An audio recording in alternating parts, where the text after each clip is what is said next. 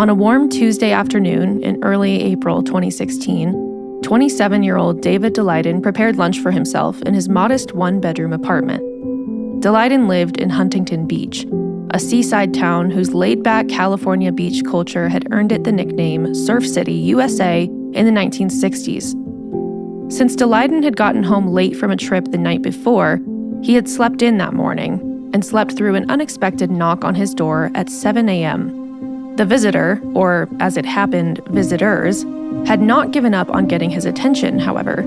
They had been waiting for signs of life in the apartment before they tried the door again, and this routine domestic scene was their chosen moment. While Daleiden prepared his grandmother's chicken recipe in the kitchen, nearly a dozen California Department of Justice agents poured out of a large, white, windowless van and marched up to his door.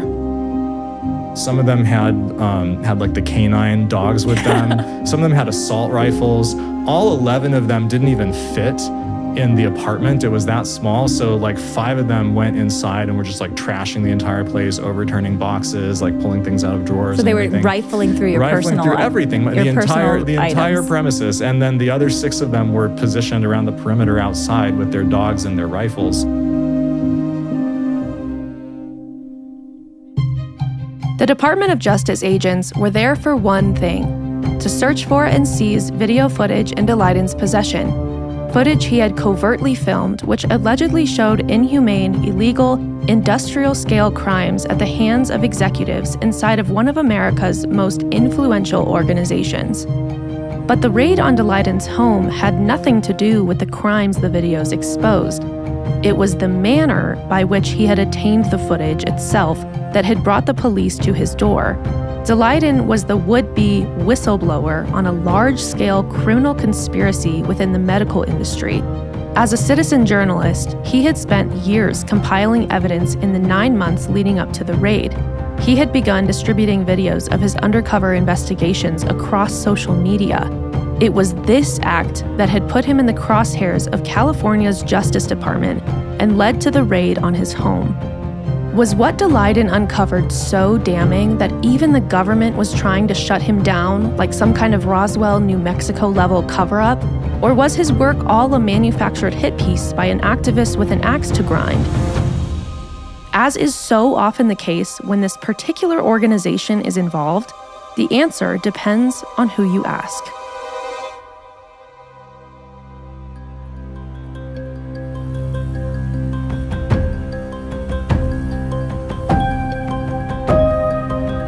You're listening to Conceiving Crime, the podcast dedicated to investigating crimes past and present involving sex, procreation, pregnancy, birth, and all things human reproduction. I'm your host, Sami Parker. See the full show notes and links to resources from this episode at conceivingcrime.com.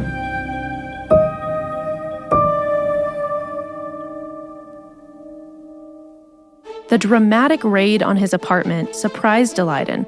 He saw himself as a whistleblower, not a criminal. Daleiden believed he had the proof needed to expose the illicit actions inside of a powerful organization, Planned Parenthood, the nation's leading abortion provider and self-professed champion of women's health care. If authorities in the state of California had wanted Daleiden's videos because they were interested in building a case against the women's health behemoth, they likely could have simply asked for David's cooperation. There would have been no need to ransack his apartment. Daleiden, as an anti-abortion activist, had vested interest in taking down Planned Parenthood for reasons beyond the laws his evidence allegedly showed they had broken. The Department of Justice raid on his home indicated that it was he who was viewed as the criminal by the state of California. 1 year earlier, Daleiden and his small coalition of citizen journalists had released disconcerting body camera footage that appeared to show shady dealings on the part of prominent healthcare officials. The videos showed executives of Planned Parenthood wheeling and dealing their chosen products. On the surface, it was no big deal.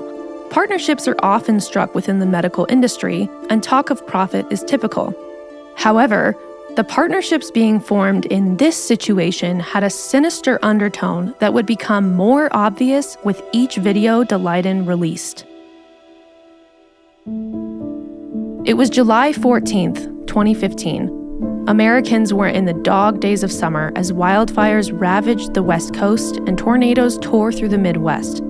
But another story would steal headlines that day as Daleiden released the first video he had compiled featuring a doctor bragging about her very specific skill set while casually enjoying a meal. We've been very good at getting hard, long liver, because we know that, so I'm not going to crush that part. I'm going to basically crush below, I'm going to crush above, and I'm going to see if I can get it intact. It was lunchtime inside a popular and very public bustling Los Angeles restaurant.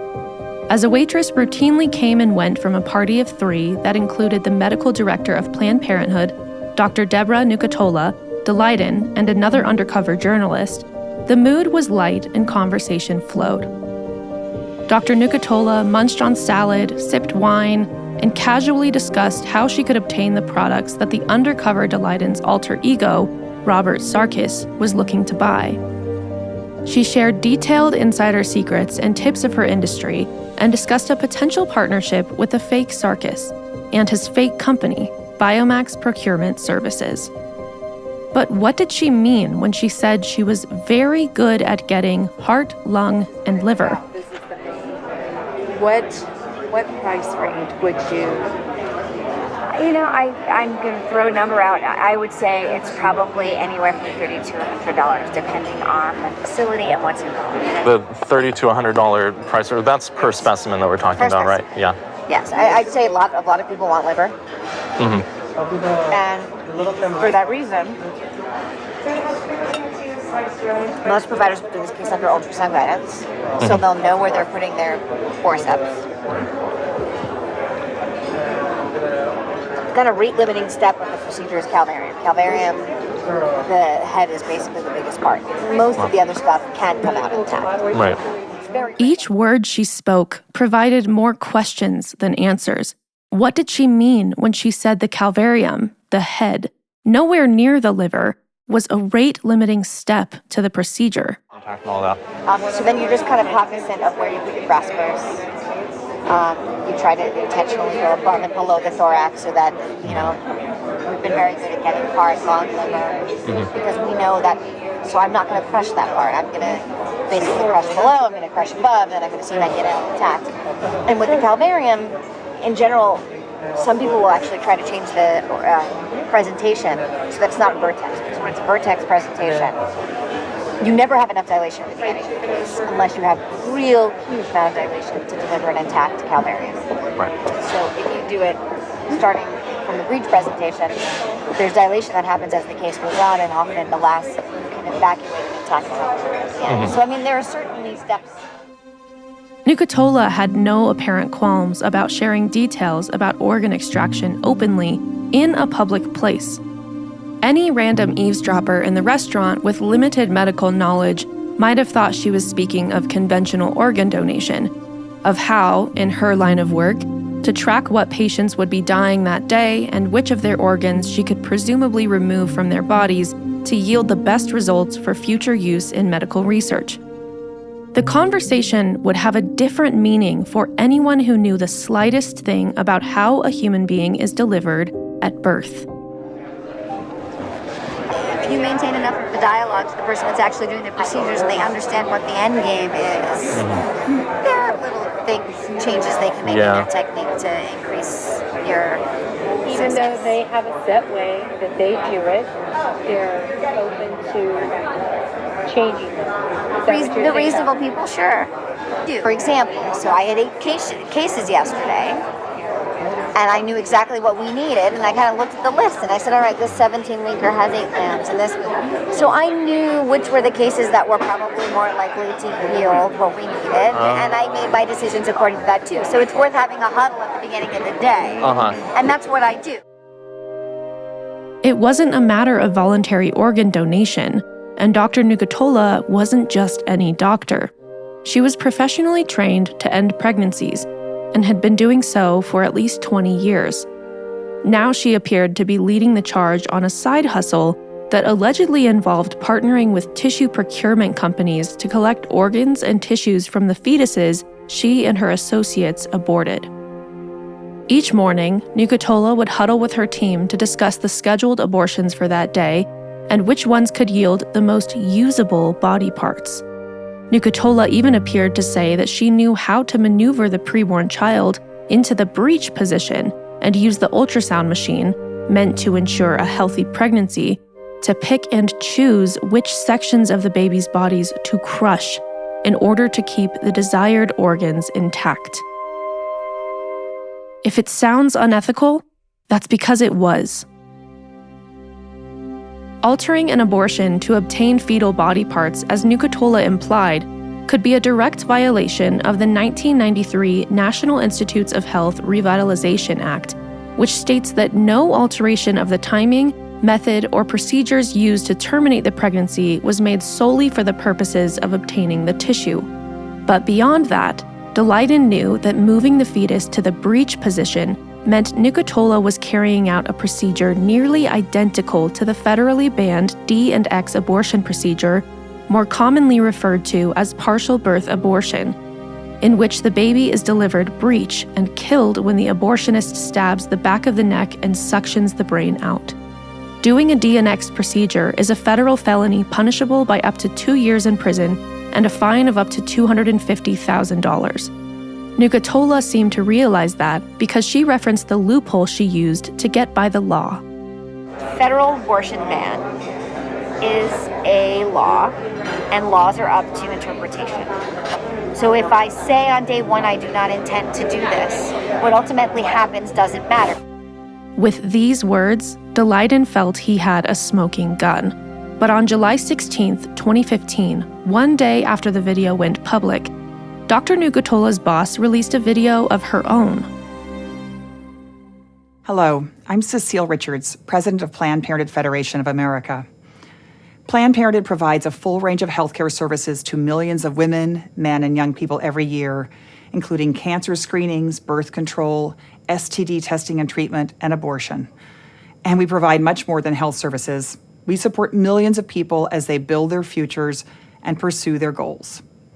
Recently, an organization that opposes safe and legal abortion used secretly recorded, heavily edited videos to make outrageous claims about programs that help women donate fetal tissue for medical research. I want to be really clear. The allegation that Planned Parenthood profits in any way from tissue donation is not true. Planned Parenthood prided itself on caring about women. Daleiden's video had called into question decades of Planned Parenthood's pro-woman, nonprofit messaging. Thus began the David and Goliath of all he said, she said battles. Would Richard's claim of innocence be enough to hold America's trust through what happened next? The video that Daleiden released appeared to expose Dr. Nucatola, medical director at Planned Parenthood, as a proponent of fetal body part trafficking. She wasn't the only one at Planned Parenthood blindsided by the release of a Daleiden video. Before viewers, or Planned Parenthood, had the time to recover from the shock of the first video, Daleiden released a second video a week later on July 21, 2015. This video featured Dr. Mary Gatter, the medical director of Planned Parenthood Pasadena and San Gabriel Valley. 1.5 million viewers to date have watched to see what, if any, secrets she would spill. And are we agreed that $100 would keep you happy? Well, let me agree to find out from other affiliates in California what they're getting. And if they're getting substantially more, then we can discuss it together. Yes. But the money is not the important thing. No, It has to be big enough that this but it is something to talk about. I mean, it's one of the first things that you brought up, right? So we're able to get a liver thymus pair, maybe that is $75 per specimen, and so that's for for liver thymus pair, and that's $150, versus if we can get liver thymus, brain hemisphere, and all that, then and so that protects us so that we're not paying for what we can't use. Let me just figure out what others are getting, and if this is in the ballpark, and that's fine. If it's still low, then we can talk about it. I want a Lamborghini. I said I want a Lamborghini. Was she joking about the sports car? That would be left for viewers to decide. But it wasn't the only comment she made that raised eyebrows. Gatter had previously worked at a different California Planned Parenthood affiliate that had been dabbling in fetal body part donations when she left. She appeared well-versed in the matter. What would you expect for intact tissue? What sort of compensation? What sort of... Well, why don't you start by telling me what you're used to paying? Okay. I don't think so. I would like to know what would make you happy. What would work for you? Well, you know, in negotiations, the person who throws out the figure first is at a loss, right? So. No, I don't look at it that way. I know you want to play that game. I get it, but games. I just I want low ball because I'm used to low things from. You know what? If you low ball, I'll act pleasantly surprised, and you'll know it's a low ball. Okay. What I want to know is what would work for you. Don't low ball it. Okay. Tell me what you really. $75 a specimen. Oh, that's way too low. That's way too low. I want to keep you happy. I've been at places that did 50 too. But see, we're not in it for the money. Planned Parenthood President Cecile Richards was forced back on damage control duty. This time, she spoke to ABC News anchor George Stephanopoulos. The Washington Post columnist Michael Gerson has pointed out that charging a fee for this material doesn't... It's not a fee. It's not a fee. It's actually just the cost of transmitting this material to Research Institute. The second issue they raised, the tapes appear to describe times when the clinics adjust the abortion procedure to better harvest It's not done. the fetal It's organs. absolutely not done. And I've talked to doctors all across the country. And look, we're but it does open appear to, that that's what's being described in these tapes. Well, it's because these tapes have been edited and they've tried to entrap doctors to say things. And listen, I stand behind the health care that we provide at Planned Parenthood. Women trust Planned Parenthood. And I look forward to anyone who wants to look into our policies and procedures. I mean, we've said that to Congress. The facts are on... But when these doctors are talking about, and this gets graphic, but they're talking about less crunchy ways to perform these abortions so that the organs can be preserved, what's happening there? Are they just lying? No, that's absolutely... All of this is taken out of context. What happens in this country at Planned Parenthood and other hospitals is that women in a very few places are allowed to donate fetal tissue for life-saving medical research. Research that is, developing cures for Parkinson's and for Alzheimer's, even the Ebola vaccine. To me, this isn't something that actually should be criticized or made fun of. This is actually laudable that women and their families choose to make fetal tissue donations in order to potentially save lives of other folks. And I think... As long as the procedure is never altered, and you're stating that unequivocally. That's right. Any other reforms Planned Parenthood is going to take in the wake of this? Well, obviously, the most disgusting part of this to me is that these folks lied to gain access to clinics. There was no doubt that someone was lying. The question was who. Either Cecile Richards was being intentionally deceptive, or David Daleiden was an activist hell-bent on taking down Planned Parenthood, with zero regard for the essential health care it provides to women or the truth. In August 2015, Daleiden released a video featuring Planned Parenthood Gulf Coast Director of Research, Melissa Farrell. Yeah, and so if we alter our process and we are able to obtain intact fetal cadavers, then we can make it part of the budget that any dissections are this, and splitting the specimens into different shipments is this. I mean, it's all just a matter of line items. These words seemed incriminating, but if any video would convince politicians and law officers of illegal activity on the part of Planned Parenthood abortionists, it was the one that Daleiden's group had released 3 weeks earlier, in late July 2015. It featured Planned Parenthood Rocky Mountain's VP and medical director, Dr. Savita Jind, who appeared to consider how to classify fetal body part sales so that they didn't look like, well, sales. I don't know if I've ever seen with diamonds, but maybe I haven't. I don't know. I know I've seen livers, I've seen stomachs, I've seen plenty of neural tissue. We usually, you can see the whole brain usually come out. When you get to 17, 18 weeks, because we do some of those, and that's when you're doing a lot more of the DNA, and you might get larger. So that's where we have to do a little bit of training with the providers and making sure they didn't crush or we're able to. So it's a matter of just training, it sounds like, to a provider. I think so. I mean, it's hard to know how their specimens come out right now. It's not like we've ever been looking. Yeah. Right. It's not your. Yeah. We haven't been looking, so it's. We have to kind of see the baseline of how things are getting extracted now, and then see if we could do any work with them to maybe be a little bit more gentle. Right. So I feel like if you're talking to other Planned Parenthoods, we sort of all have to be on the same page, right? Almost to the point where we have to disclose to each other that we're all doing this. So if anyone gets called out or runs with it, that we're all like, oh, I didn't know you were doing this. Oh, I'm doing this too. Oh, we have to be. I think we have to be coordinated with each other. To keep the story straight. Yeah. Well, and to make sure that we're all saying the same thing. Right. And that the CEOs are all saying the same thing. Right. Are the other Planned Parenthoods doing this through research, or are they just doing it as a standalone contract? Right. Because even though we're doing it through research, if it comes up that someone else is just doing it as a business sort of venture, putting it under the research gives us a little bit of a little overhang sort of over the whole thing. It makes it look better. Yeah. Yeah. I mean, publicly, I think it makes a lot more sense for it to be in the research vein than as a... Right. It's how we talk about it. Because if you have someone in a really anti-state that's going to be doing this for you, they're probably going to get caught. We don't want to get called on selling beetle parts for us. Neither do we. You know what I mean? Jind brought the undercover journalists to examine the parts of freshly aborted fetuses. Together, they examined the remains of an 11-week, 6-day-old aborted child, and then appeared to discuss pricing, including a price per specimen.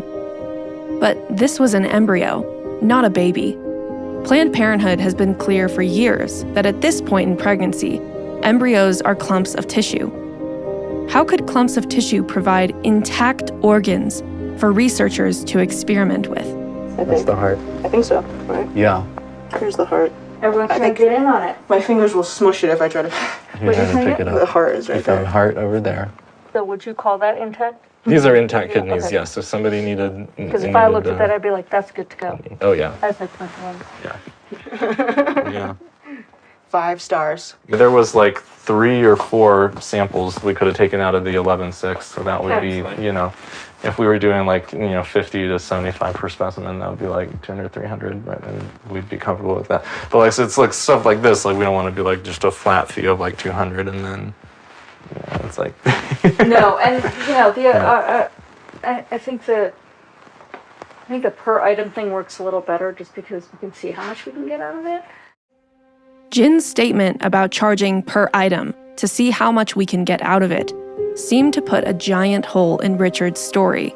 But what was particularly a bad look for Planned Parenthood was how the conversation began to sound like a warped game of I Spy. Well, here's some organs for you. They're all attached. There's the stomach. Oops, sorry. Move up on you. Kidney. Heart. It's the stomach. Yeah. The heart. Kidney and adrenal. I don't know what else is in there. Tiny. Arms. Let's see the legs. Did you see any legs? I didn't really look, but...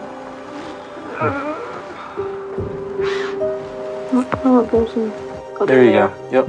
You got all of them right there. And another boy. The Planned Parenthood staffer was either joking or could tell that this clump of tissue was a boy with distinguishable arms and legs, stomach, kidney, and heart.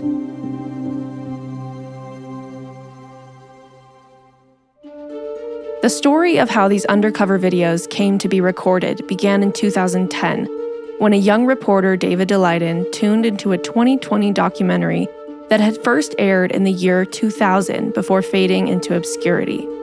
The episode was entitled Parts for Sale and featured a former employee of the Anatomic Gift Foundation, an independent, nonprofit anatomic donation organization that was founded in 1994. That former employee turned whistleblower, Dean Alberti, revealed alleged insider information that compelled Daleiden to begin his own investigation. Alberti claimed that as a tissue procurement specialist, he was tasked with harvesting body parts from babies who had been aborted at Planned Parenthood facilities and that some of the babies were alive when their organs were harvested. In the 2020 episode, he discussed the process of, quote, cutting open the chest and seeing the heart was still beating as he removed the child's tissue and organs.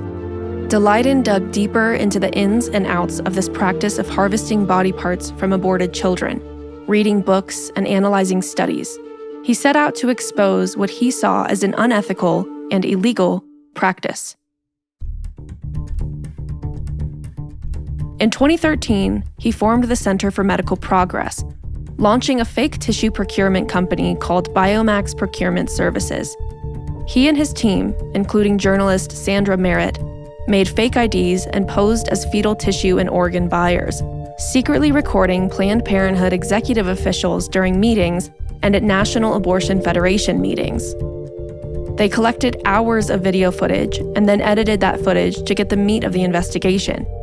Statements made by Planned Parenthood officials and tissue procurement company employees that appeared to expose illegal fetal body part sales, negotiations, and transactions. Daleiden began researching advanced bioscience research, a business that was allegedly buying body parts from its partner, Planned Parenthood Marmonte in Southern California. Daleiden also gathered information on the fetal procurement company STEM Express, now called CGT Global, where he claims to have found a drop-down menu for ordering body parts displayed openly on the company's website. Believing he had found evidence of illegal fetal body part sales and trafficking being carried out by Planned Parenthood, Daleiden wanted to uncover the truth. The method he used to get this information is what led to the fateful raid on David Daleiden's home. Most of his material was collected by the use of hidden body cameras, which Planned Parenthood and its partners claimed was illegal. California law prohibits the recording of a private conversation without the other person's consent, and the person who carries out the recording can face criminal charges. There is, however, a loophole. If the recorded conversation takes place in a public setting, or a setting in which the parties can reasonably expect to be overheard, the consent rule does not apply, meaning the persons being recorded don't need to consent. But was it a big enough loophole to save Daleiden from legal trouble?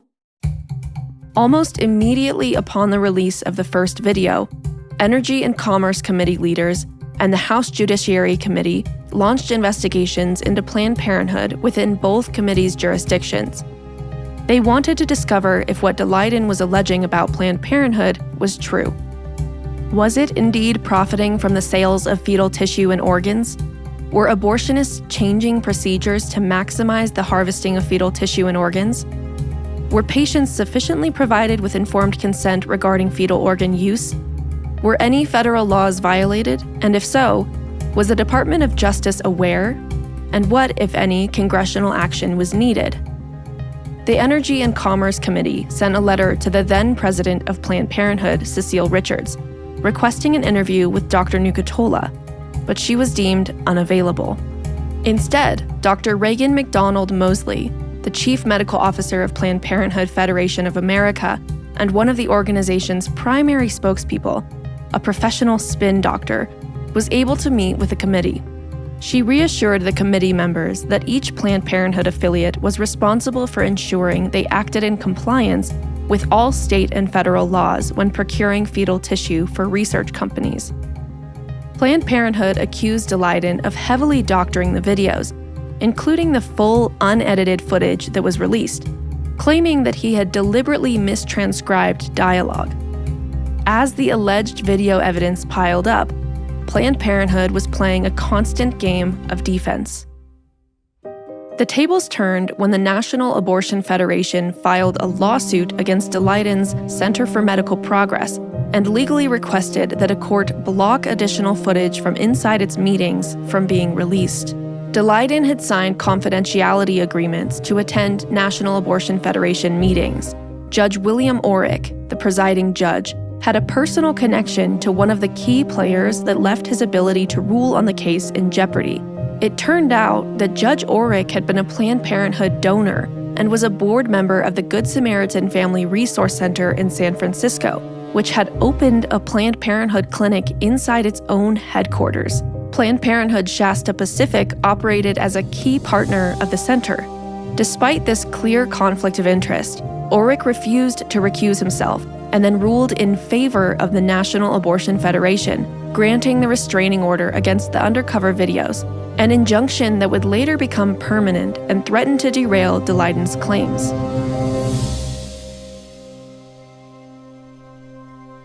For the first time in the 70-year history of California's undercover recording law, undercover journalists faced legal ramifications for exposing what they saw to be a ghastly crime.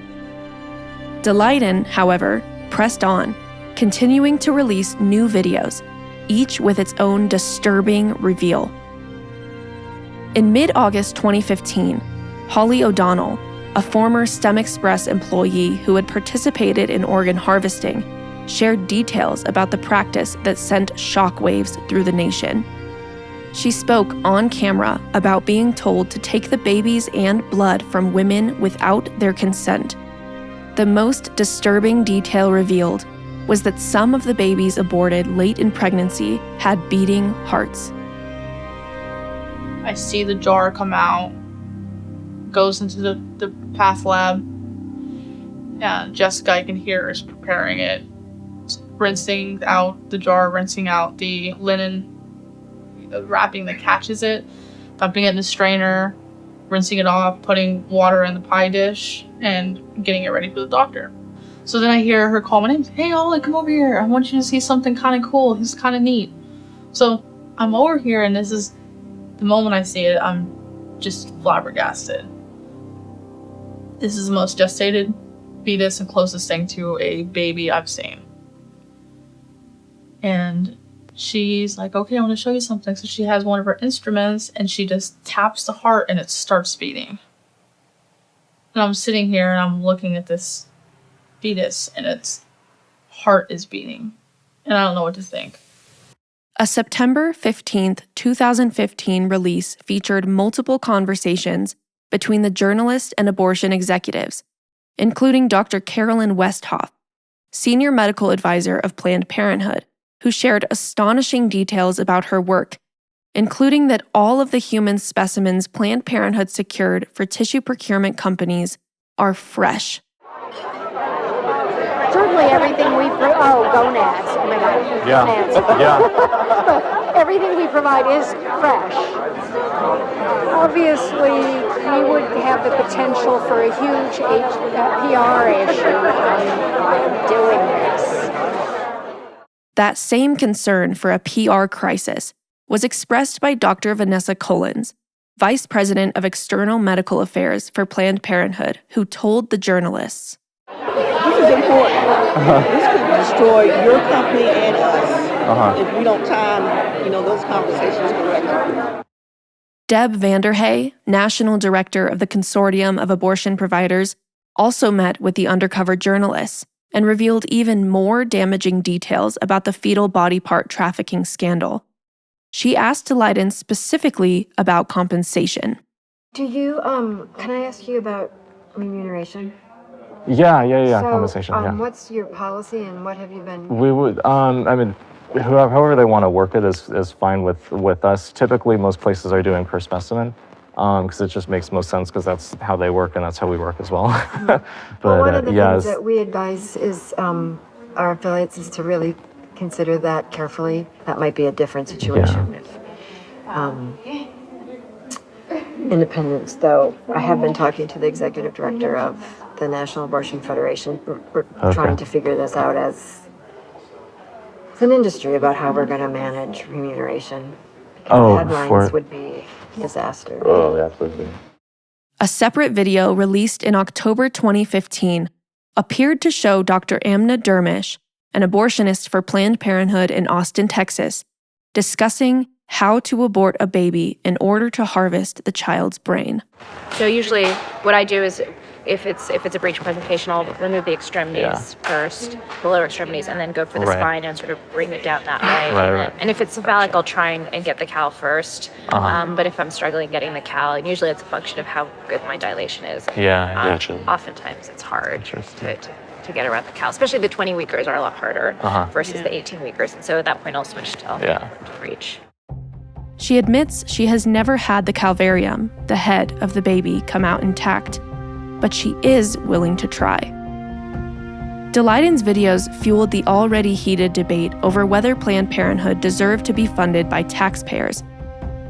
On September 18, 2015, the House of Representatives approved 2 bills, the Defund Planned Parenthood Act and the Born Alive Abortion Survivors Protection Act.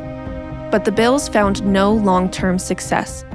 11 days later, the Oversight and Government Reform Committee held a hearing on Planned Parenthood's taxpayer funding, at which Planned Parenthood President Cecile Richards testified and was questioned on Planned Parenthood's lobbying efforts, lavish expenditures and salaries, and the over $500 million it then received in taxpayer funding.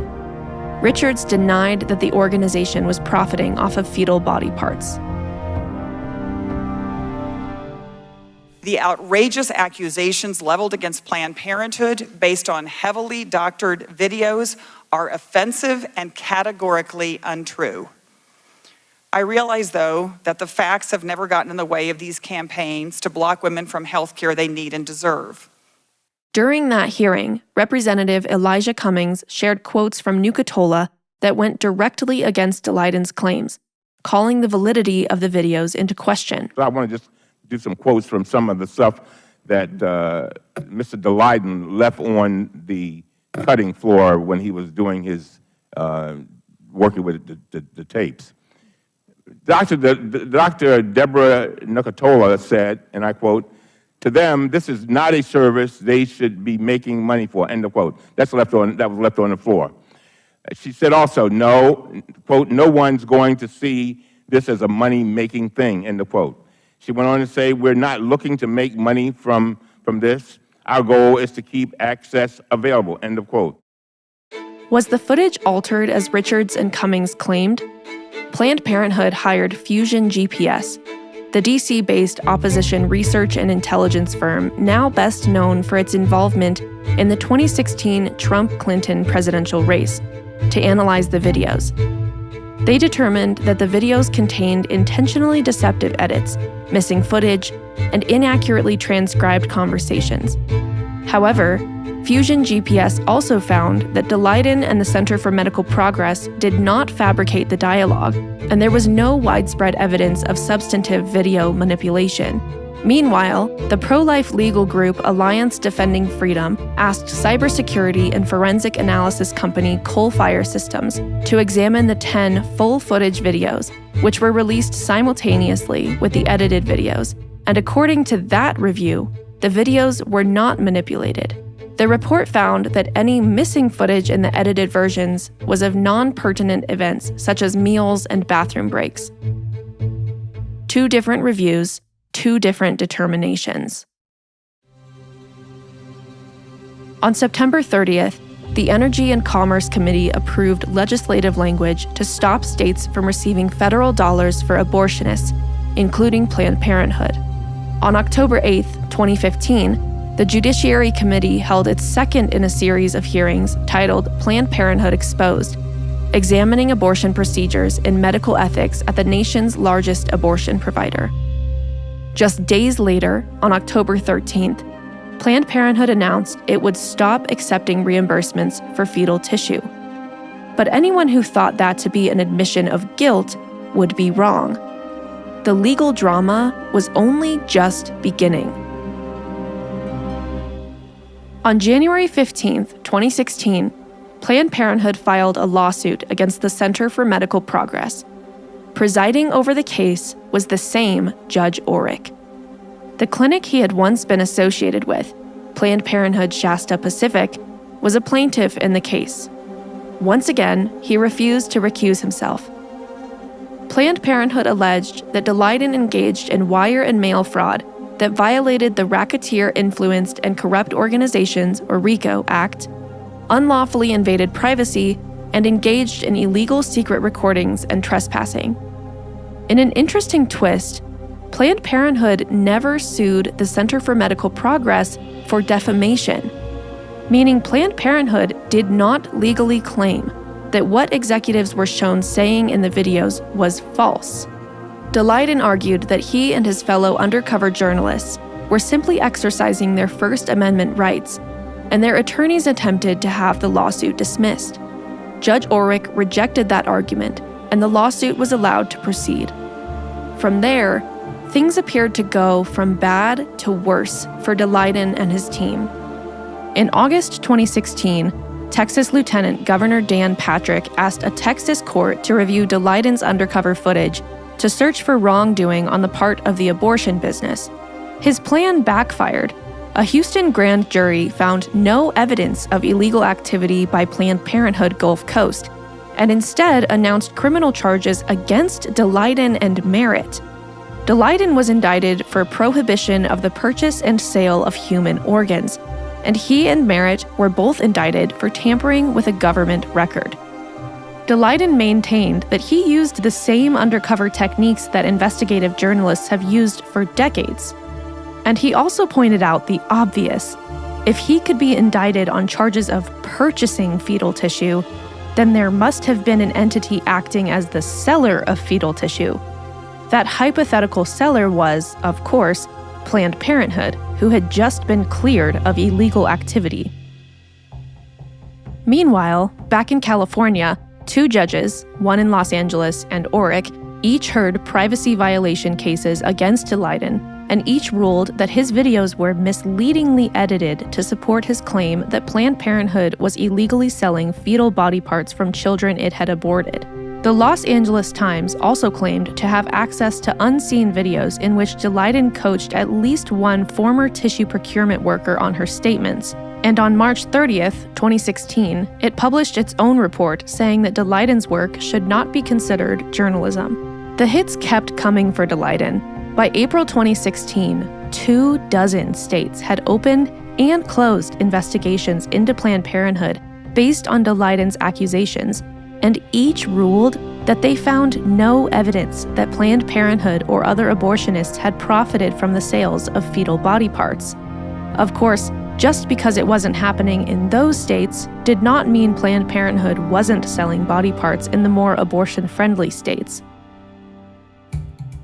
Pro-abortion California, Colorado, Delaware, Idaho, Iowa, Minnesota, New Hampshire, and Virginia each refused to pursue investigations into the video's allegations. It was that same month that California DOJ agents raided Daleiden's home, and the raid had been carried out at the request of then California Attorney General and future Vice President of the United States, Kamala Harris, whose donor base included Planned Parenthood. Daleiden later spoke about the raid with EWTN. Planned Parenthood specifically requesting of Kamala Harris's office that they would specifically go in and seize the videos from me. So they were trying to take all the raw footage away and trying to do a huge cover-up. They weren't successful at doing that. Property receipts obtained by the Los Angeles Times show that the agents took computer hard drives and materials from Planned Parenthood conferences, as well as California IDs issued to the fake personas Brianna Allen and Robert Sarkis, Daleiden's fake identity. Following the search and seizure effort, Life Legal Defense Foundation, a California-based advocacy law firm, accused Harris of, quote, loyalty to Planned Parenthood that requires her to turn a blind eye to the organization's criminal activities. Instead of investigating Planned Parenthood for potential illegal body part trafficking, said the foundation's director Alexandra Snyder, Harris had launched an inquisition into David Daleiden. Was the future vice president of the United States in cahoots with Planned Parenthood? Abortion opponents certainly believed so. But the debates over whether the tapes were overly edited and whether it was Daleiden or Planned Parenthood who had broken the law were still unresolved. 2 months after Harris signed the warrant to have agents seize Daleiden's recordings, a Texas judge dismissed the criminal misdemeanor charge against Daleiden and Merritt regarding the purchase and sale of human organs due to a technicality in the prosecutor's indictment. The district attorney's office said it would not fight that decision, a small win for the pro-life journalists. Another small victory came in January 2017, when STEM Express, which had sued the Center for Medical Progress after failing to get a court to block videos from being released, withdrew its lawsuit. But any feelings of triumph for the undercover journalists would not last long. Within months, on March 28, 2017, Daleiden and Merritt were charged with 15 felonies in California, one for each of the abortion workers they had filmed without consent, and one for the criminal conspiracy to invade privacy.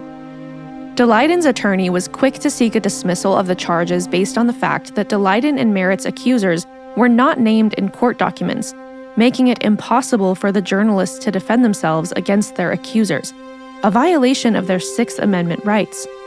By mid-June, 14 of the felony charges were dismissed, but that win was short-lived. On July 3rd of the same year, Daleiden and Merritt learned that all 15 of the felony charges against them were refiled with more specific language.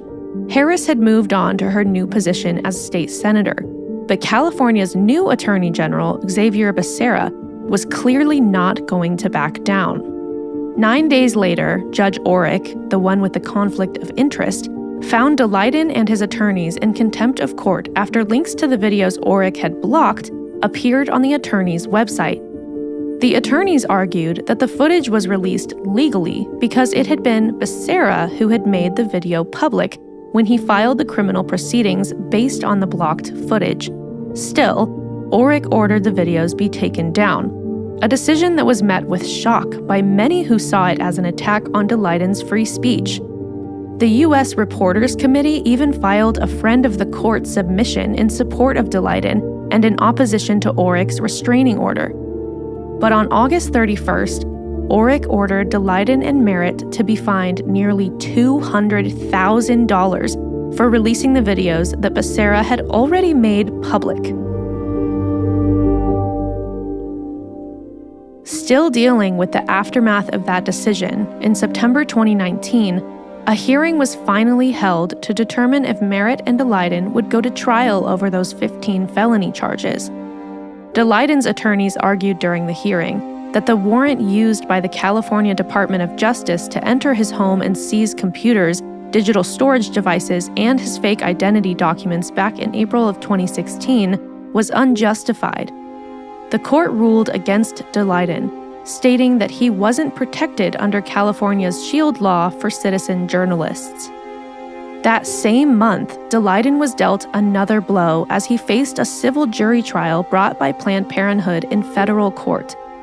In that civil case, Daleiden and Merritt, along with their associates Troy Newman, Albin Romberg, and Gerardo Adrian Lopez, were accused of fraud, breach of contract, unlawful recording of conversations, civil conspiracy, and violation of the federal anti-racketeering law. While under oath during that trial, Planned Parenthood staffers admitted to some shocking truths that seemed to validate everything Daleiden had uncovered. While on the stand, Nucatola, under the name Doe 9 to protect her identity, was questioned on the validity of her statements in the videos. She initially appeared to lie, saying the videos were edited to make her say things she didn't say. But when her defense attorneys moved to impeach her because her new sworn testimony did not match her previous sworn deposition testimony in the civil case, she admitted that the video did indeed depict her statements accurately. The attorney asked, "You're not claiming that any of the videos of yourself that we watched together yesterday or this morning were somehow edited or altered to make it appear that you were saying things that you didn't actually say, are you?" Nucatola replied, "Of the clips that we watched here together? No." With her simple no, Nucatola seemed to reveal that the video clips used in court were not altered to change her statements. The most chilling testimony, however, came from Perrin Larton, procurement manager for Planned Parenthood's partner, Advanced Bioscience Resources Incorporated. She admitted under oath that some babies harvested for parts are born alive with their hearts still beating as their organs are harvested.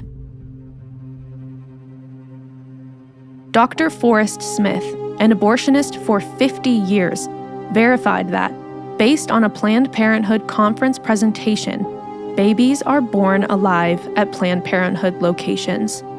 He testified that Planned Parenthood abortionists fully intend to put the uterus into labor without killing the baby first. He added, "There's no question in my mind that at least some of these fetuses were live births. And if feticide is not used," Smith told the court, "no question, it's alive."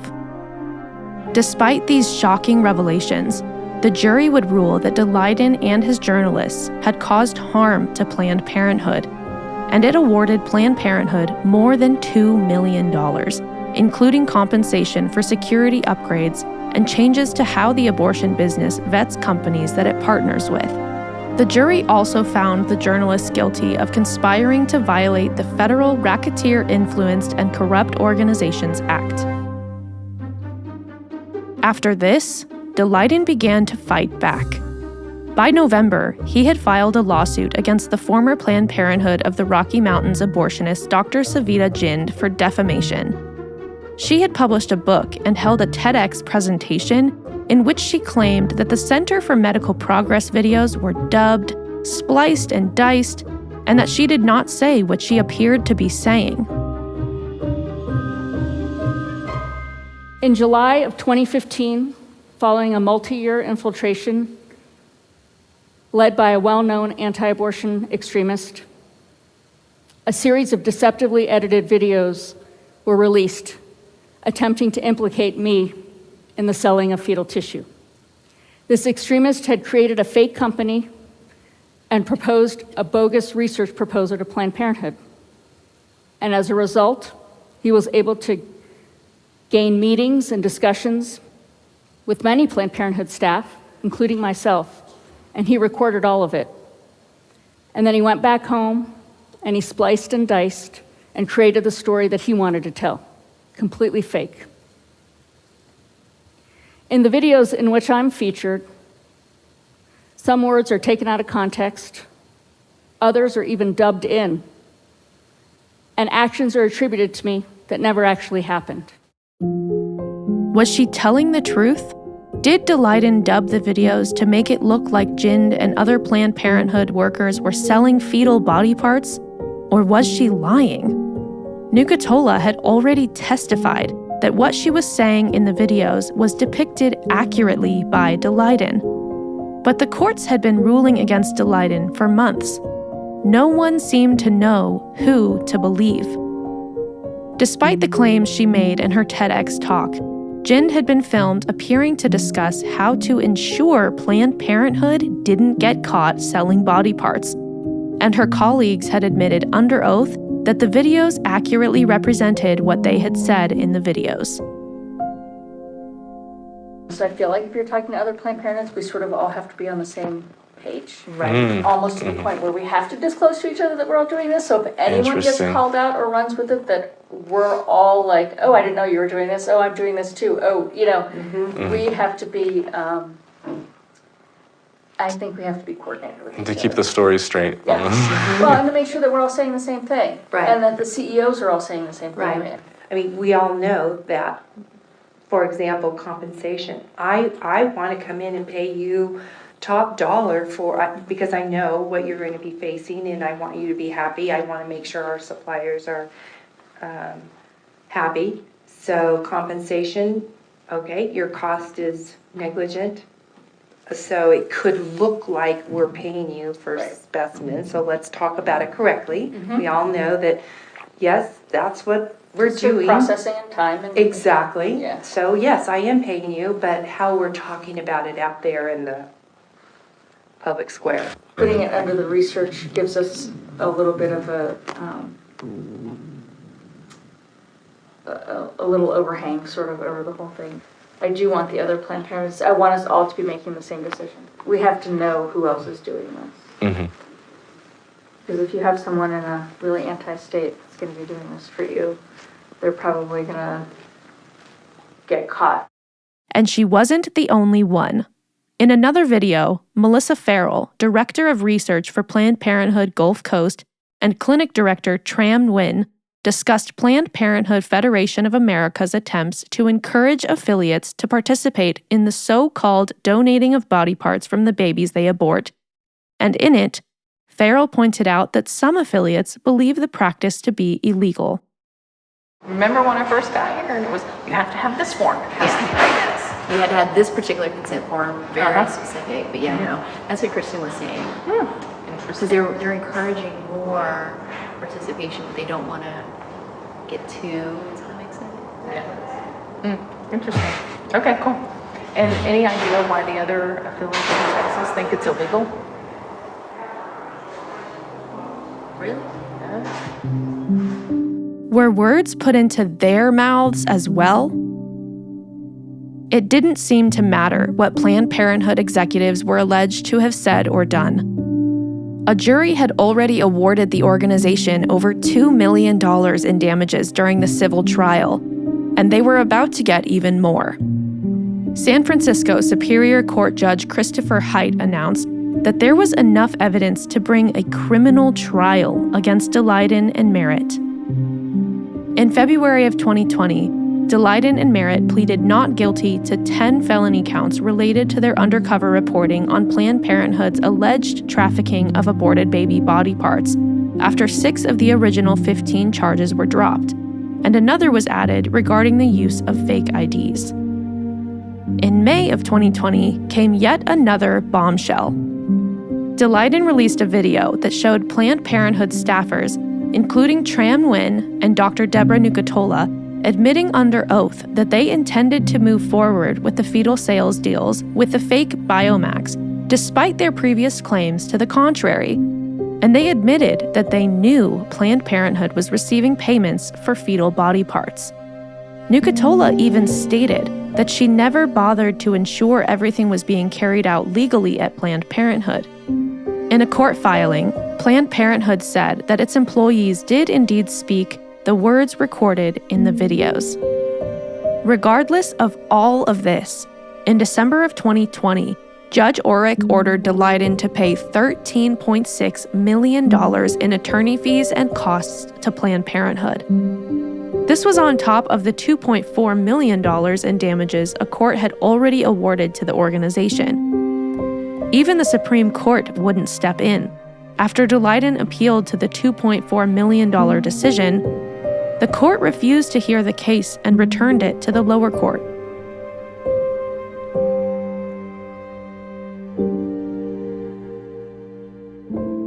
In April of 2024, 9 years after the legal cases began, Judge Orrick, though he did not issue a ruling, had a surprising change of mind, or perhaps heart, stating that he no longer thought Daleiden violated the permanent injunction blocking him from releasing video footage of National Abortion Federation meetings, when he republished that footage after it was shared by the Attorney General as part of a lawsuit. A tiny win for Daleiden, but Planned Parenthood had still been awarded $14 million. Daleiden, however, wasn't finished. In November 2024, he released never-before-seen emails that revealed a Planned Parenthood San Diego research plan to abort up to 2,500 viable, healthy babies ranging from 4 to 23 weeks, that's 6 months gestational age, who showed evidence of fetal heart activity by ultrasound immediately prior to the dilation and evacuation procedure. It would then provide those babies' bodies to the University of California, San Diego for experimentation.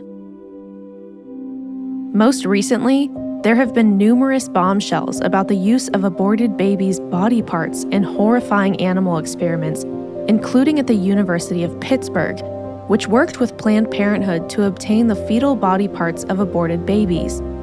In 2021, Daleiden testified before the Pennsylvania House Health Committee and exposed the relationship between Planned Parenthood and the university, as well as the experiments.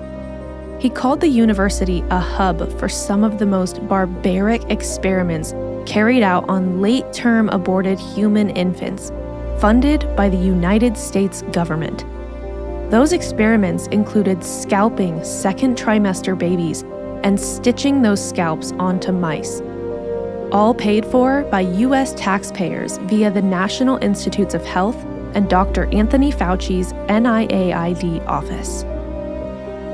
None of these revelations about fetal body parts being used in experimentations seemed to have an effect on Planned Parenthood's standing, legally at least.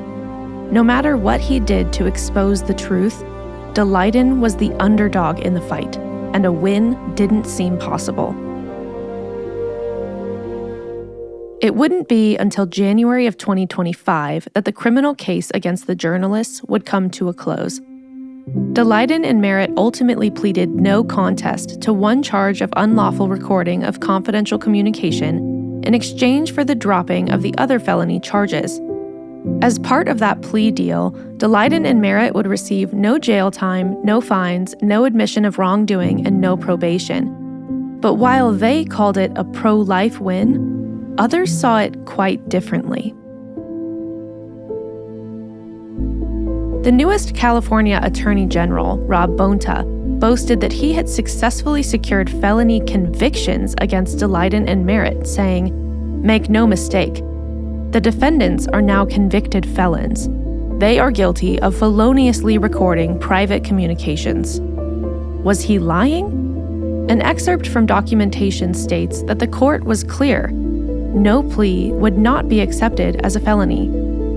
Daleiden ordered Bonta to retract his statement to no avail. Daleiden and Merritt had set out to expose what they saw to be disturbing crimes, but instead, they made history that they never intended to make.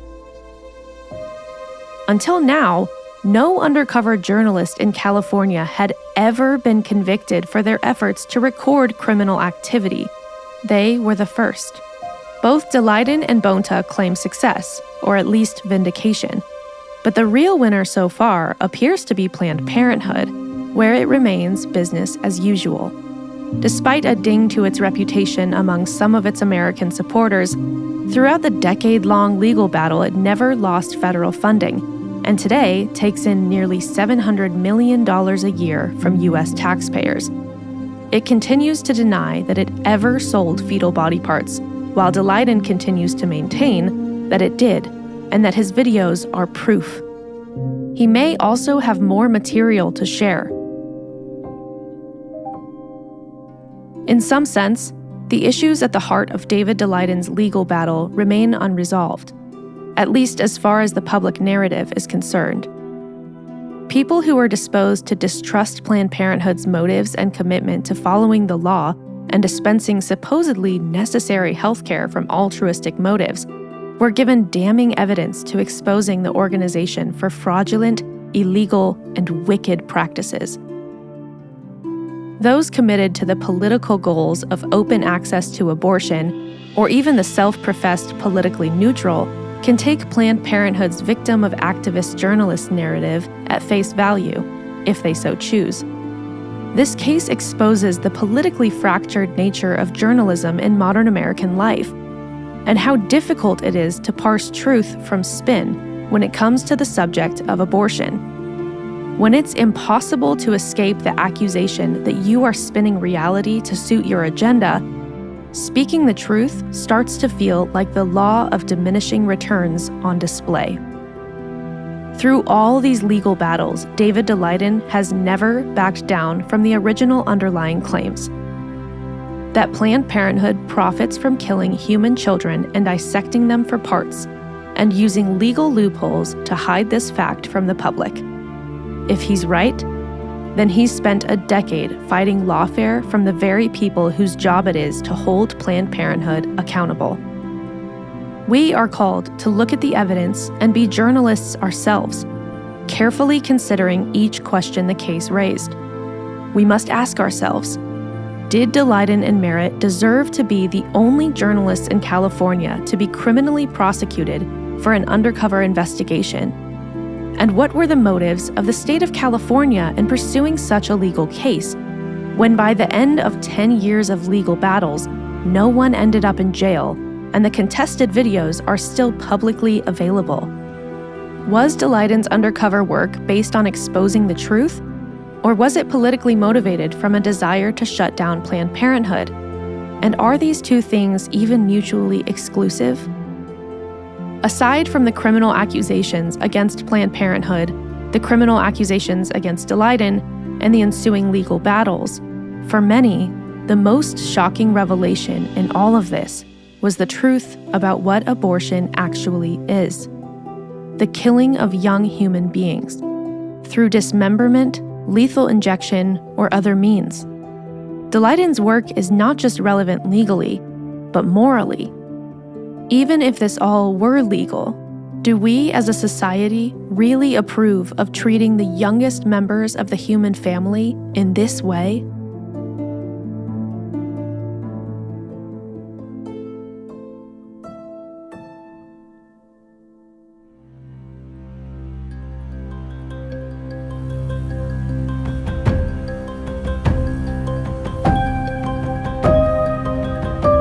Thanks for listening to Conceiving Crime. If you liked this episode, be sure to leave us a 5-star review on Apple Podcasts, Spotify, or wherever you get your podcasts.